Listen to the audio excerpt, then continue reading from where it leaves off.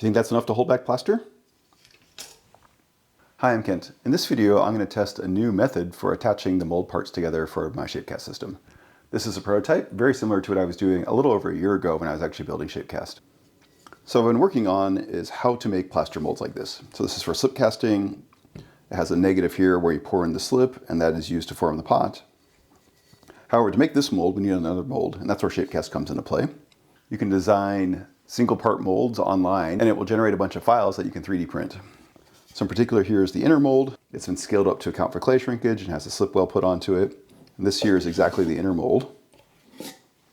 It also creates this ring and the outer mold as well. So this replaces cauldle boards. So all these pieces get assembled together. So this goes onto here. The outer mold goes on like that, and then we pour in plaster. However, one of the hard parts is basically joining all these pieces together long enough so that the plaster can be poured and doesn't leak out, so we don't have any plaster disasters, and then it lets us demold it so we can actually then get the plaster mold back out. Very early on, I did a whole bunch of different tests exploring different ways to do this. So what I settled on is this. There's a bunch of holes on each side with a flange. These are a little bit smaller, these are a little bit larger, and in the larger ones you heat set threaded inserts, and on the other side are spaces for bolts. Then you put on a gasket, and there's a recess built into the flange just for that gasket. Like this. The gasket goes all the way around. There are bolts all the way around as well. And once the gasket's applied, basically assemble it and screw it together. There's provisions on the bottom, on this ring, and on the bottom here as well. So it all goes together just like that. This works really well. I was basically going for the belt and suspenders approach. We wanted something that was both watertight or plaster tight and then had the mechanical advantages that I wanted. As I was developing shapecast, I tried a bunch of different things, and this was the one that worked, so I kind of ran with it, and I've been using it for a while. However, recently I've been thinking about, is there another way that I can do this? So in a recent video, instead of using the threaded inserts and the bolts, I actually use tape. So in particular, I use this. This is tuck tape.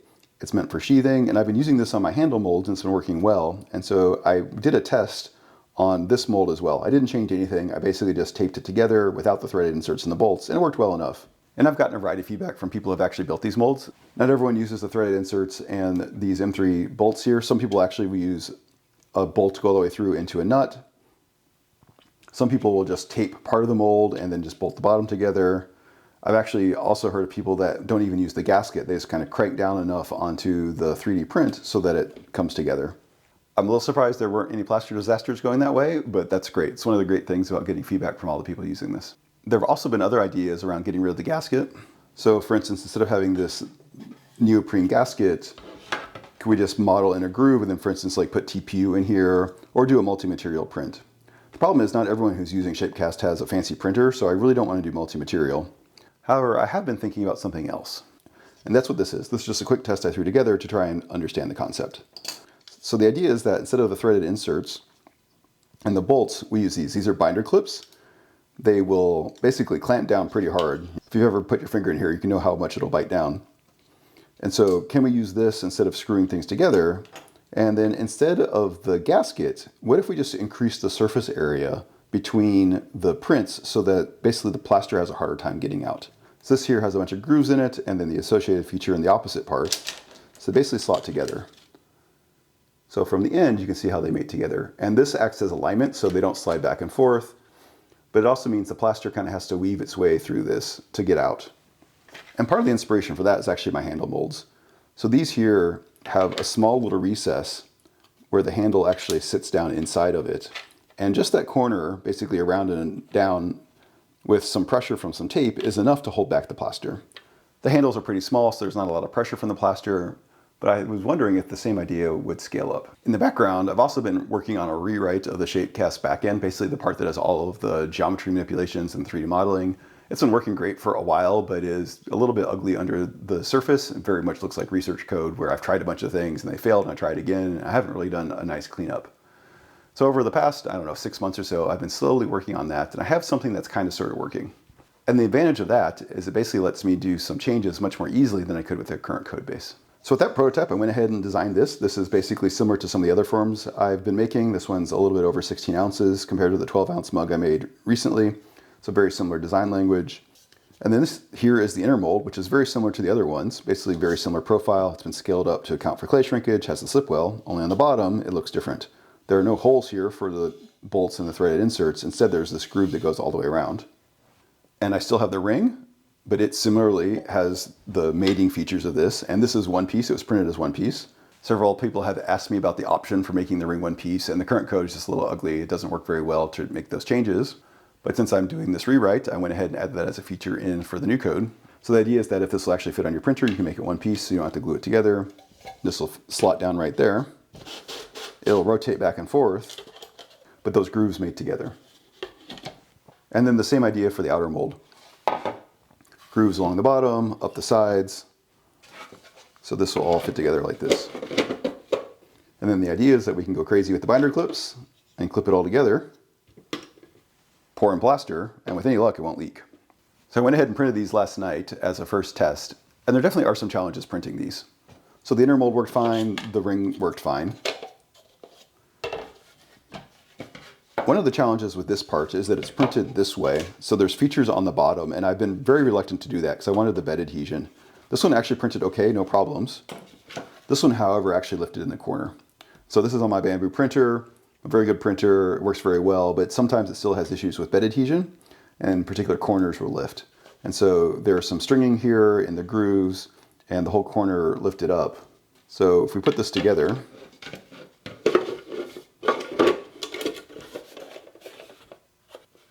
this gap here is not very inspiring in terms of holding back plaster. I suspect it would leak out of here. The other thing I noticed is that the prints didn't actually print very straight. So if you look at the top, it's actually flared out as well. So the print kind of does this kind of curvy thing here, so these aren't secure.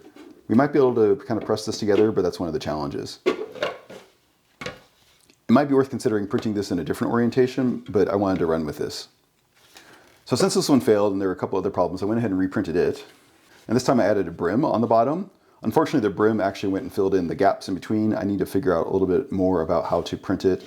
I wanted the brim on the outside here so that it would basically be attached. It took a while to clean that up, but it printed better. We still have a little bit of a gap here at the top, but I think we're okay. So I think this points to one of the first challenges with this approach, assuming it works, is that you definitely need a good 3D printer. If you have an old printer, this likely isn't going to work. These features here are basically 0.5 millimeter in size, I believe. They could potentially be tuned, but I wanted them kind of as small as possible so that they didn't need very thick ridges.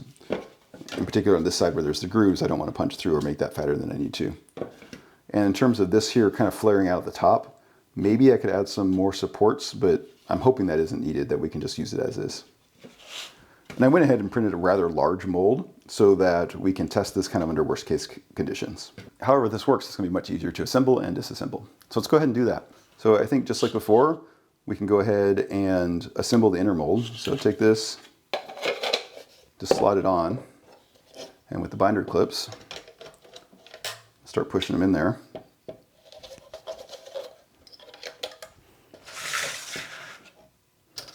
Now I've got a whole tub here. I think we want as many as possible.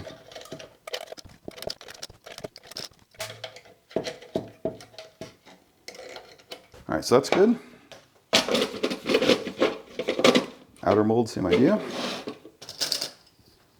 Put a couple on the outside just to get it to hold.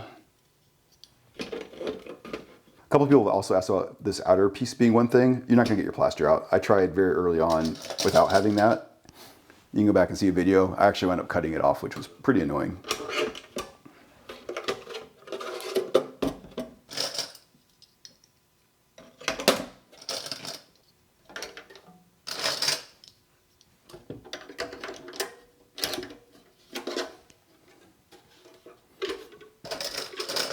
There's the bottom.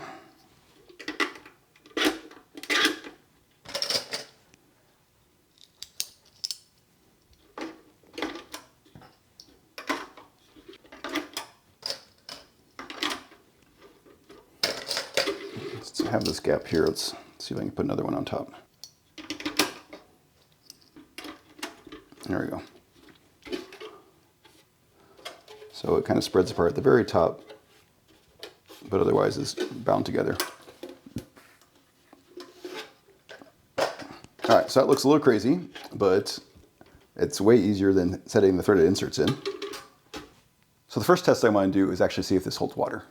I'm pretty sure the answer is going to be no, so I put it in this container here, and let's pour some water in.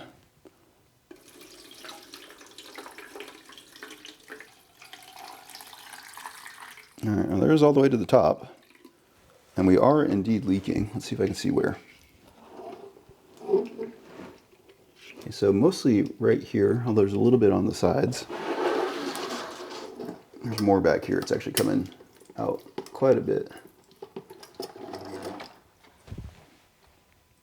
But it's not going down too fast.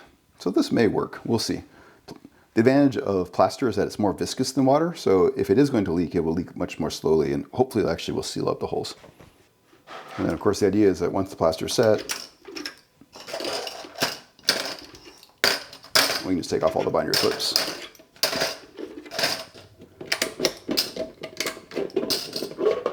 So there's the outer mold.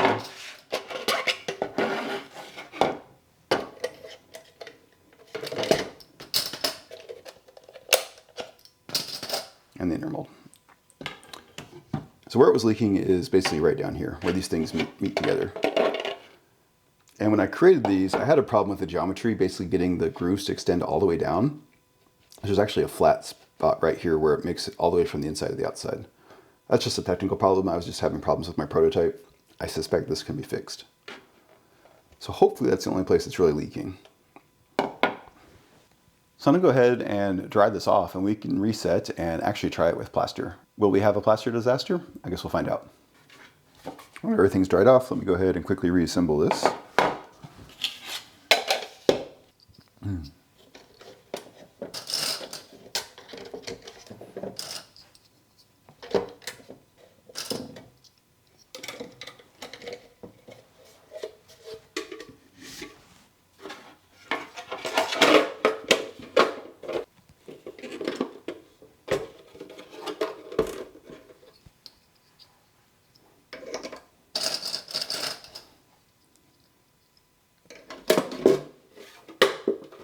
Since I was leaking right here in the corner, I think I'm going to put a little bit of tape here just as reinforcement.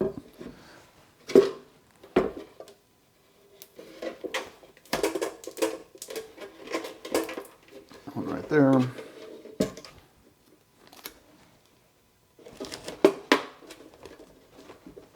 One right there. All right.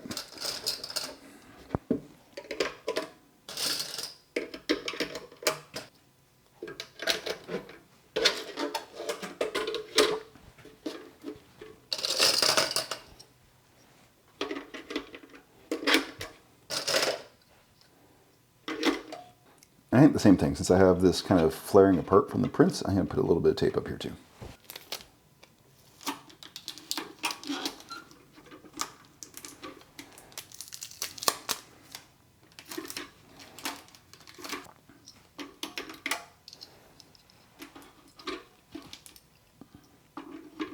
There we go. I feel pretty good about that. So I think our mold is ready to go. Let me go ahead and mix up the plaster. Just like the regular version of Shapecast, the software models the plaster itself, and that lets me calculate the volume of that plaster. I then use that to calculate the math I need for the plaster and water. So I went ahead and measured that out. And I have my plaster sifter. I'll use this to sift the dry onto the wet. And then we'll go ahead and let it slake for 3.5 minutes and mix for 4, and then we'll pour the plaster. And I'm already making a mess.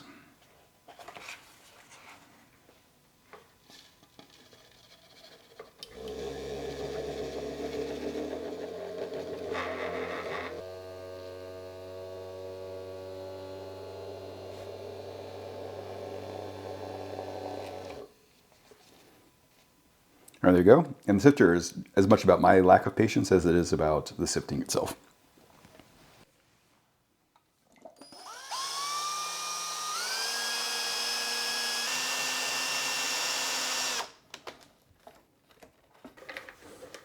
All right, the plaster's all mixed up, and I don't trust it, so I'm going to put it back in this tub here. So if we have any leaks, they're contained.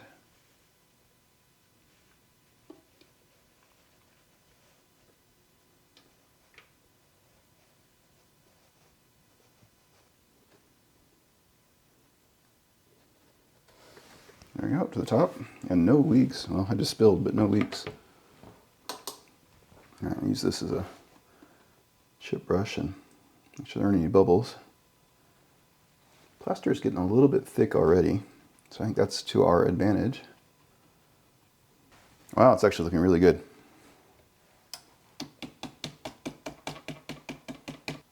All right, I'll go ahead and let this cure.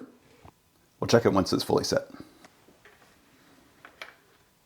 The plaster's all set. Did it leak out? The answer is no. No plaster disasters. Let's pull this out. Oh, there's not even any in the bottom of the container. That's awesome.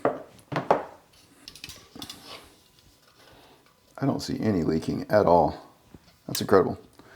I was really worried after the prints didn't quite come out perfect and the water test was not looking all that promising, but this actually looks really good. The only plaster I see leaked is the stuff that I spilled. Let's go ahead and demold this. It should be really fast. Piece of tape, not even any plaster there.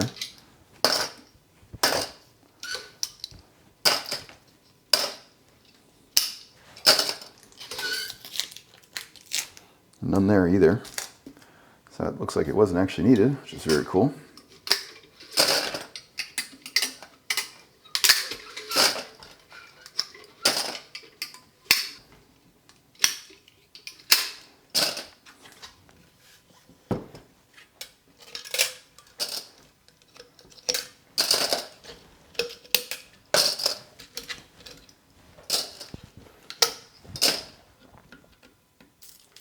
Oh, there's a little bit of plaster here, so this one was wise.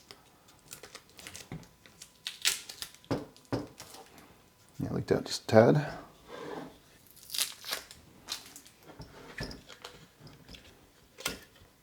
Came off.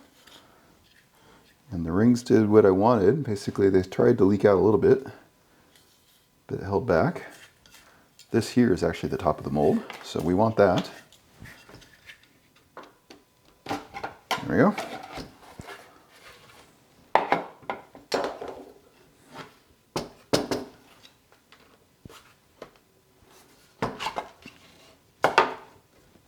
Perfect. We had a little bit of plaster that made it past that first ridge, actually just even to it. This is where it's flat, so it didn't even make it through the ridges. That's great. Clean up the bottom here a little bit.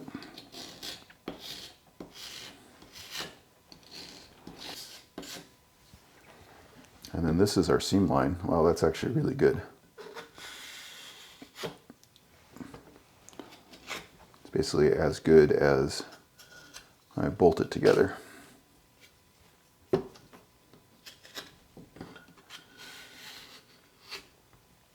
Poured in a little too much plaster. And then this looks, I would say, as good, if not better, than when I use the gasket. The gasket gives away a little bit, and sometimes plaster leaks in there, but this is really minor. I do see a slight misalignment here, but it's really minor.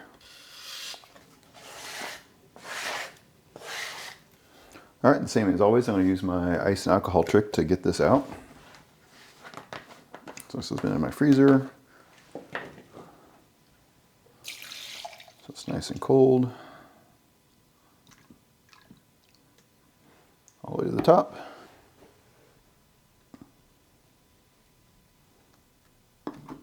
There you go. Let go.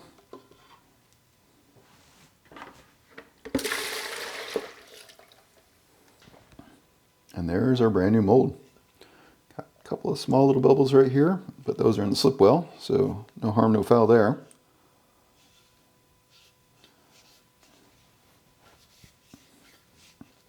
This is a great mold. Came out just fine, no problems. Yes, very little leakage. So one of my other concerns was basically how hard this would be to clean up to use again.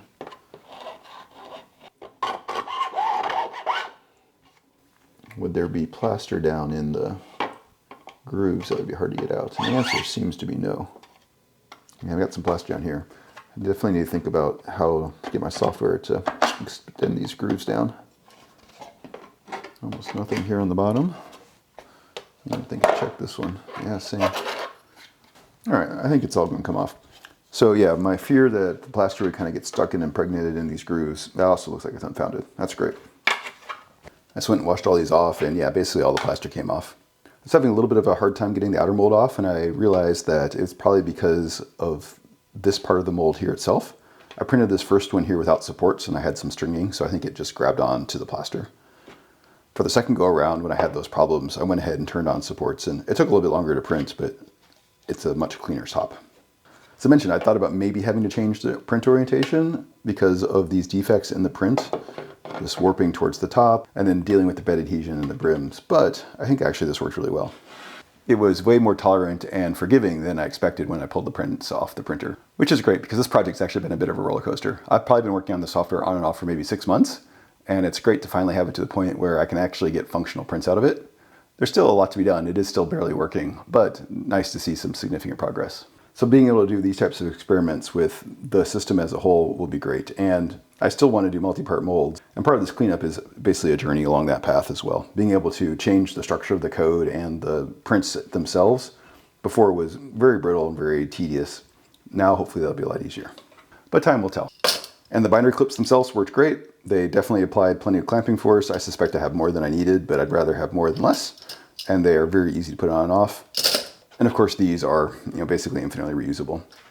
And the molds are reusable as well. You don't have to worry about threaded inserts pulling out or anything like that, stripping out holes. And since our plaster didn't leak, their mold came out really well. There definitely are a few kind of misalignment artifacts on the outer mold, but those are no big deal. And the inner mold, where we're going to pour the slip, worked just great. And now I have one more mold in my collection, which is great. I've been wanting a cup about this size. If you have any questions or comments, let me know. Thanks.